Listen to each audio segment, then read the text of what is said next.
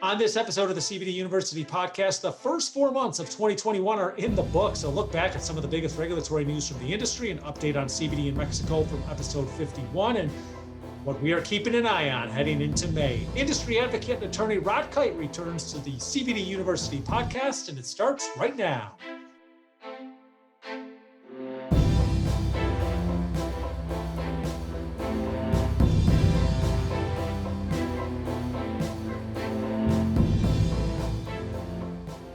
I'm Joe Agostinelli, host of the CBD University Podcast. If you are a returning listener, we welcome you back to our podcast. If you are a new listener, we are glad you found us on your favorite podcast platform of choice.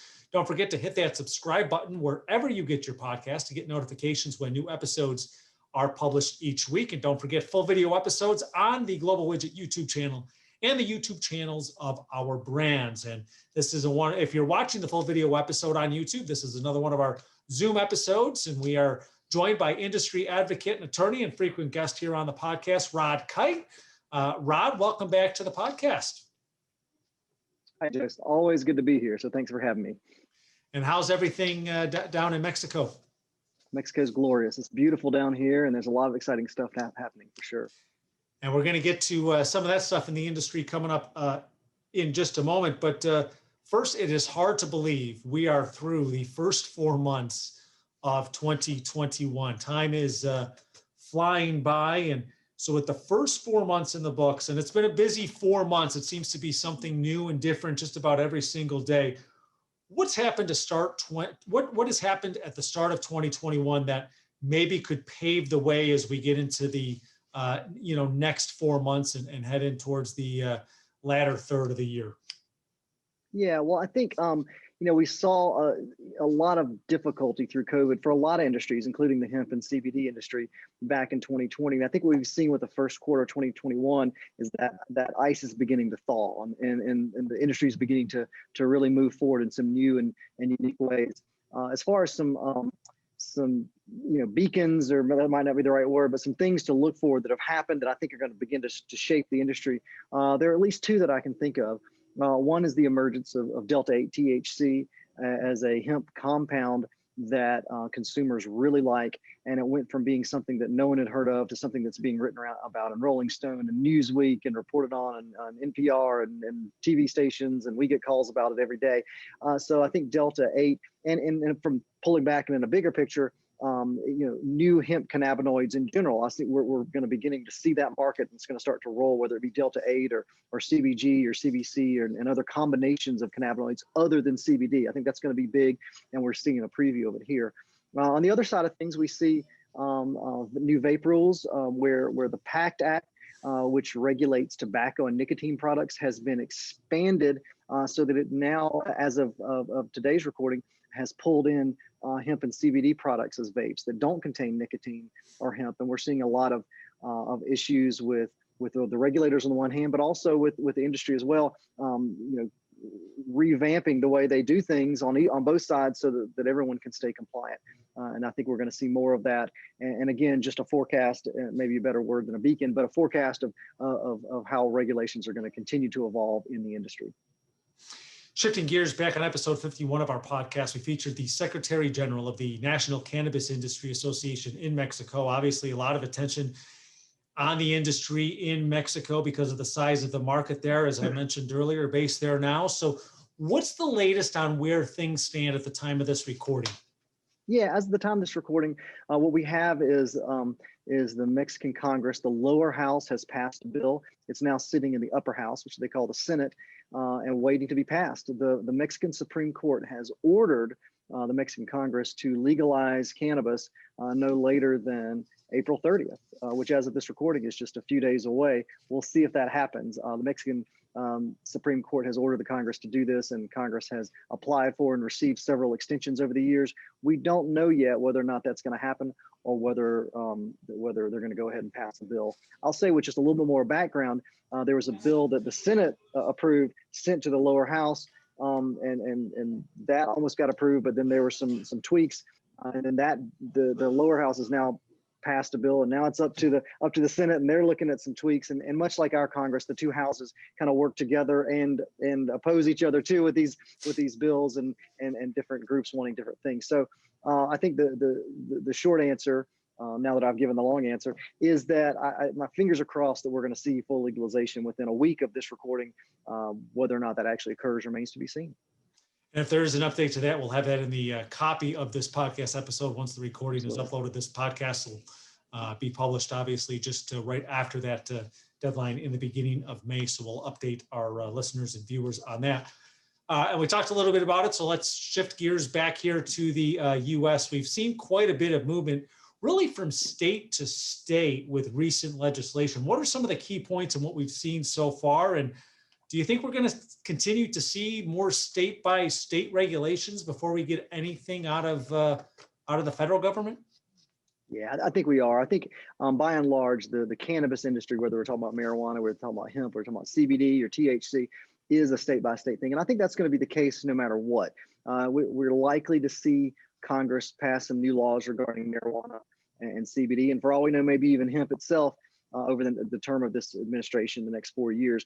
But what's likely to happen in a lot of respects is that Congress is going to, it might pull THC and marijuana off the controlled substances list. It may redefine hemp and increase THC levels or whatnot, but I think it's still going to give a lot of leeway for the states to regulate these products in the way that they deem fit. So we're going to continue to see a patchwork of state regulations. I will say that just within the past week, we now have all 50 states have legislation that allows growing hemp. So Idaho became the 50th state. Whether or not that means that CBD products are going to be big in Idaho remains to be seen, but we do now have all 50 states growing hemp. So again, to answer your question, I think we're going to see a lot more in the way of a state by state patchwork versus an overarching federal framework. So as we look ahead into the summer, what are we keeping an eye on in the industry, and what are some of the industry trends regarding products that consumers and retailers may start seeing as we get into the summer here? Yeah, I think we're going to start seeing some consolidation. We've got really good good reputations, nice facilities, nice manufacturing companies have been doing it well for years. We're going to see a lot of consolidation in the industry. I think we're going to see a lot of big name brands really begin to sort of take hold, and a lot of the smaller brands are going to be either acquired or going to go away. And I think that's going to be a trend that's going to play out over the next 18 to 24 months. Certainly over the summer, it's going to begin to take hold. I think we're going to begin to see more products with different cannabinoids now that the public is beginning to be aware that there are more compounds than just your CBD or THC. The Delta 8, I think, was a big harbinger of that. I think we're going to begin to see some a lot of regulation and rollout of new products that way. And then I think this thaw is going to continue, and I think we're going to see the hemp industry really kind of get its stride back.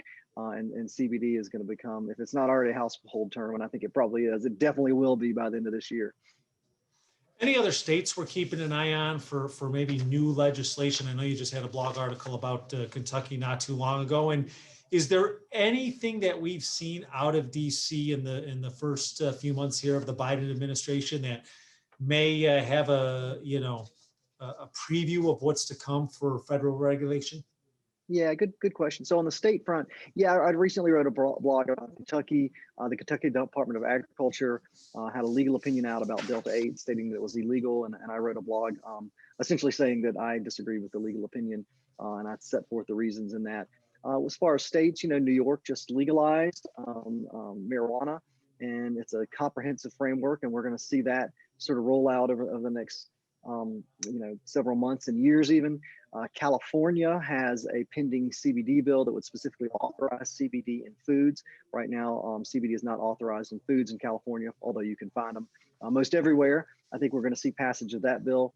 With respect to the Biden administration, I think the main thing we've seen is, first of all, we're going to see a changeover in a lot of federal agencies, change the tone, whether it be the FDA primarily, potentially other agencies like the DEA, and how the feds regulate cannabis products, and specifically hemp and CBD. But also, I think most notably as of today's date, we've seen passage of the Safe Banking Act with the House of Representatives, and there's a lot of momentum, and most commentators tend to believe that it's going to pass the Senate as well. That's huge because banking has been an issue that has really held or lack of banking, I should say, held the industry back for years now. And so I think that's going to be the first step towards some real positive forward growth. Well, Rod, as always, I want to thank you for joining us. There's certainly a lot more to look forward to. And we, of course, look forward to having you back for some more updates as this industry continues to evolve. Yeah, well, thanks for having me. I'm always happy to be here, and it's good to talk with you, Jeff. And Rod Kight, industry advocate and attorney, my guest on this episode of the CBD University Podcast. We talked a little bit about it. Stay updated on all his great work by visiting his website at cannabusiness.law. You can read all of his latest blogs, and don't forget to hit that subscribe button wherever you get your podcast for all the latest industry news right here from the CBD University Podcast. Once again, Rod Kight, my guest on this episode. I am Joe Augustinelli, the host of the CBD University Podcast. Thanks for tuning in. These statements have not been evaluated by the Food and Drug Administration. CBD products are not intended to treat, cure, or prevent any disease or condition.